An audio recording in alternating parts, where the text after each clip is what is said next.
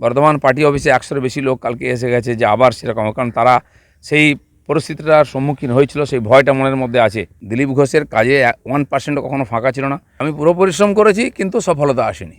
কর্মীদের মধ্যে উৎসাহ ছিল, এবারে আশাও করেছিলাম সবাই, কিন্তু আমার মনে হয় কোথাও না কোথাও ফাঁক থেকেছে, লড়াই সেভাবে হয়নি, সব কর্মীরা নামেনি।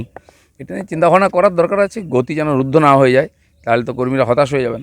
শুনুন, সারা ভারতবর্ষে আমি গত 30-40 বছর যেটুকু রাজনীতির দিকে লক্ষ্য রেখে বুঝেছি, বহুবার এরকম উত্থান পতন হয়েছে। কিছুই অসম্ভব নয় রাজনীতিতে। তারা বিজেপির সমর্থনে জিতে আসেন আর বিজেপিকে ছেড়ে অন্যের সঙ্গে হাত মেলান।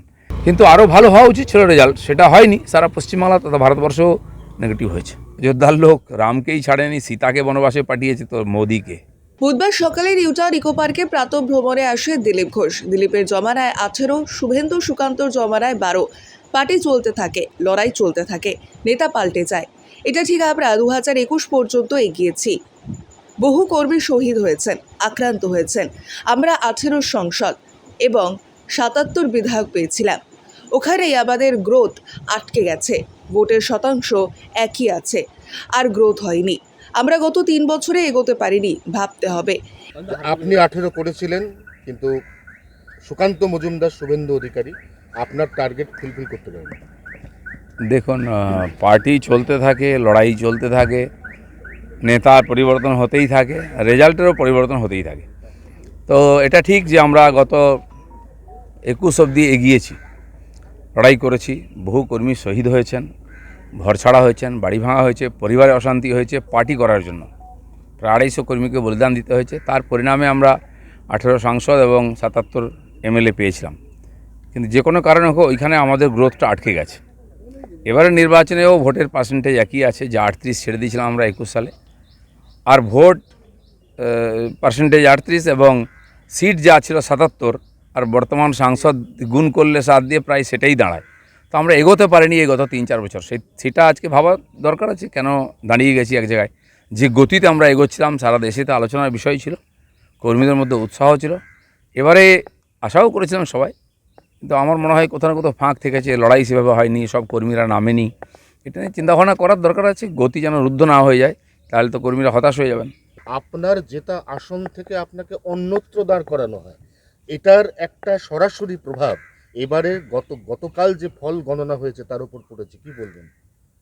অসম্ভব কিছু না, সব জিনিসের প্রভাব পড়ে। এটা ঠিক হয়েছে কি ভুল হয়েছে বাংলার মানুষ, আমার কর্মীরা বলবেন।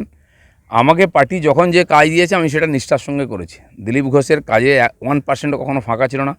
পুরো ইমানদারির সঙ্গে পুরো পরিশ্রম করে আমি কাজ করেছি। আর এবারে যারা বর্ধমানে গেছেন তারাও জানেন, সেই যে কঠিন সিট ছিল, হেরে যাওয়া সিট ছিল সেই সময়, আর সেখানে আমি যে লড়াই দিয়েছি মনে হচ্ছে একটা জায়গায় লড়াই হয়েছে।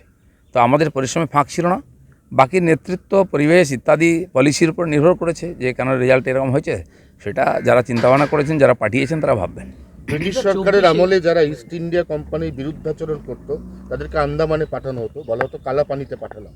আর দিলীপ ঘোষের আমলে দিলীপ ঘোষ পারফরমেন্স করে দেখিয়ে দিয়েছিলেন, তা সত্ত্বেও তাকে আন্দামানে পাঠিয়ে দেওয়া হয়েছে। আন্দামান আগেই ঘুরে এসছে দিলীপ ঘোষ, এই জন্য কালাপানিটা আমি জানি, আর কেউ জানে না।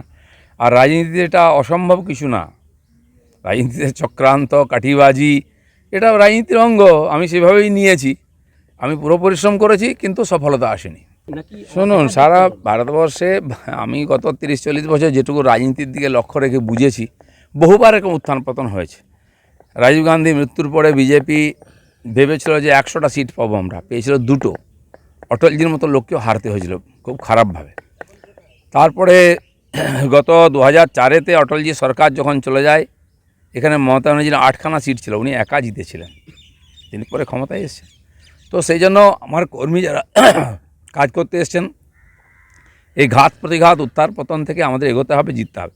হ্যাঁ, আমাদের ব্যক্তিগত রেষারেষি, ভুল বোঝাবুঝি, ভুল পলিসির জন্য এত হাজার হাজার কর্মীর পরিশ্রম যেন জল না হয়ে যায়, তাহলে পরবর্তীকালে তাদেরকে কাজে লাগানো খুব মুশকিল হয়ে যাবে। মানুষেরও পার্টির প্রতি আস্থা চলে যাবে নেতৃত্বের। এটা ভাবনা চিন্তা করা উচিত, এ নিয়ে অ্যানালাইসিস করা। এতদিন ধরে যারা মাটি নেগেটিভ হলে তো হয় মন খারাপ। গত পোস্টপল ভায়োলেন্সের পরে বহু কার্যকর্তা বসে গেছিলেন, কিন্তু পার্টির কথা ভেবে সমস্ত ভুলে গিয়ে, বাড়িঘর ভাঙা, মার খাওয়া, কেস খাওয়া, জেলে যাওয়া সব ভুলে গিয়ে আবার লেগেছিল অনেকে। তারা কাল থেকে অনেকে ঘর ছাড়া। বর্ধমান পার্টি অফিসে 100-এর বেশি লোক কালকে এসে গেছে যে আবার সেরকম, কারণ তারা সেই পরিস্থিতিটার সম্মুখীন হয়েছিল, সেই ভয়টা মনের মধ্যে আছে, আমাকে থেকে তারা বেরিয়েছিল। বহু জায়গায় এরকম হয়েছে। সেই পরিস্থিতি না হয় তাহলে আবার পার্টি 3-4 বছর পিছিয়ে যাবে, 5 বছর পিছিয়ে যাবে। সেটা খেয়াল করা উচিত, পার্টির ভাবা উচিত যে কর্মীরা পার্টির নেতাদের উপরে ভরসা করে বেরোয়, তারা যেন সংকটের সময় সঙ্গে পায়, এটা দেখা উচিত। কেন এরকম হয়েছে এটা দেখা উচিত। রাম মন্দির আন্দোলন যখন শুরু হয় সেই সময়ও বিজেপি ওখানে জিততো না, সিপিআই জিতত, মিত্রসেন যাদব জিততেন। তো সেই সময় বিনয় কাটিয়ারকে নিয়ে আসে, তিনি আরএসএসের প্রচারক ছিলেন, সোজা তিনি আন্দোলনের মুখ ছিলেন, তাকে নিয়ে এসে জেতা হয়, তারপর থেকে আমরা জিতে এসেছি। কিন্তু রাম মন্দির নিয়ে এত বেশি আন্দোলন, রাম মন্দির বানিয়ে দেওয়া সব করার পরে কেন হেরেছি, আমার মনে হয় এটা একটা পৌরাণিক কারণও আছে। অযোধ্যার লোক রামকেই ছাড়েনি, সীতাকে বনবাসে পাঠিয়েছে, তো মোদিকে কিছুই অসম্ভব নয় রাজনীতিতে। আর নাইডু আর নীতিশবাবুর মতো পল্টুরাম যারা আছেন তাদের উপরে ভরসা করা তো বেমানি, আমরা দেখেছি, ঠকতে হয়েছে। কিন্তু রাজনীতি বাধ্যবাধকতা থাকে, তারা বিজেপির সমর্থনে জিতে আসেন আর বিজেপিকে ছেড়ে অন্যের সঙ্গে হাত মেলান। সেইটা আসবে কি না সেটা পার্টির সর্বোচ্চ নেতৃত্ব দেখবেন, দেখার লোক আছে আমাদের। আর মমতা ব্যানার্জির কথায় কেউ কোনোদিন বিশ্বাস করেনি।